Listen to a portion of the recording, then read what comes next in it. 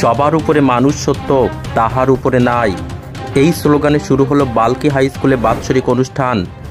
সম্প্রীতির বার্তা দিয়ে আজকের এই অনুষ্ঠানের সূচনা হয় প্রভাত ফেরির মধ্য দিয়ে। পরে আলোকধারায় মধ্য দিয়ে অনুষ্ঠিত হয় বিভিন্ন প্রতিযোগিতামূলক অনুষ্ঠান।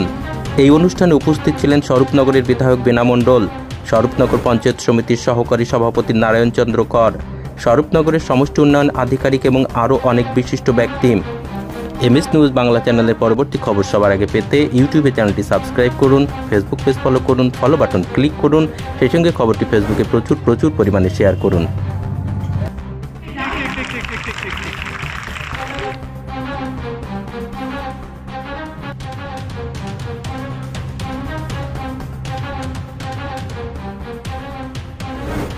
সকাল থেকে সত্যিকারে আমি দেখছি যে ফেসবুকেও দেখছিলাম যে সকালে বর্ণাঢ্য অনুষ্ঠানের মধ্য দিয়েই, পদযাত্রার মধ্য দিয়েই আজকের বাল্কি উচ্চতর বিদ্যালয়ের পক্ষ থেকে বার্ষিক সাংস্কৃতিক অনুষ্ঠানের আয়োজন করা হয়েছে।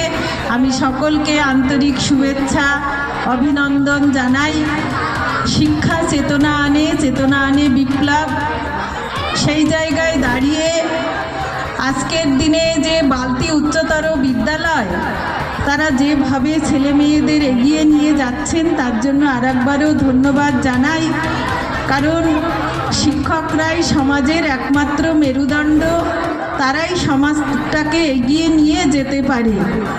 আর 10টা পেশার থেকে শিক্ষকতা সম্পূর্ণ কিন্তু আলাদা। এই মূল্যবোধ সবার আগে শিক্ষকদের মধ্যে থাকা দরকার। দেখুন, সৃষ্টির শ্রেষ্ঠ জীব মানুষ।